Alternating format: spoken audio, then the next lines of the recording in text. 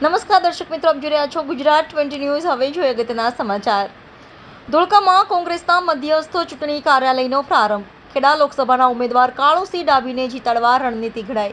સત્તરખેડા લોકસભા મત વિસ્તારના કોંગ્રેસ પક્ષના ઉમેદવાર કાળુસિંહ ડાભીના ચૂંટણી પ્રચાર અર્થે ધોળકા શહેર કોંગ્રેસના મધ્યસ્થ કાર્યાલયનો પ્રારંભ ધોળકામાં શેઠ હસન અલી હાઈસ્કૂલ નજીક આવેલી અયુબ ખાન પઠાણની હવેલી ખાતે કરવામાં આવ્યો છે। ધોળકા શહેર કોંગ્રેસના મધ્યસ્થ કાર્યાલયના ઉદ્ઘાટન વેળા ધોળકા શહેર કોંગ્રેસ પ્રમુખ મુસ્તનભાઈ લાતીવાલા, પૂર્વ પ્રમુખો મુન્નાભાઈ રાધનપુરી, ફિરોઝખાન પઠાણ, ધોળકા નગરપાલિકાના વિરોધ પક્ષના નેતા મનસુર ખાન તાલુકદાર, ધોળકા તાલુકા પંચાયતના વિરોધ પક્ષના નેતા અયુબ ખાન પઠાણ, મ્યુનિસિપલ કાઉન્સિલર નુરજહાંબેન સૈયદ, ફારૂકભાઈ બેટરીવાળા, અમીરભાઈ ટિમ્બલિયા ઉપરાંત દિનેશભાઈ મકવાણા, અશ્વિનભાઈ સોનારા, ગુણવંતભાઈ રાઠોડ, હરીશભાઈ પરમાર, બાવલભાઈ ખંડવી, ગોવિંદભાઈ પરમાર, આદિત્ય પ્રજાપતિ, ભાર્ગવભાઈ, જગદીશભાઈ પાઠક, ઇસ્માઇલભાઈ ઘાંચી, અનવરભાઈ મોમીન, જોન મોમીન, પ્રવીણભાઈ જાદવ, ચેતન સોનારા, ભાવેશ પ્રજાપતિ, વર્ષિલ પરમાર, રેહાન ઘાંચી, યુનુસભાઈ મલેક, ગુલામભાઈ મોમીન, હર્ષદ સોનારા સહિતના કોંગ્રેસના આગેવાનો હાજર રહ્યા હતા અને ચૂંટણી પ્રચાર અંગેની રણનીતિ ઘડવામાં આવી હતી।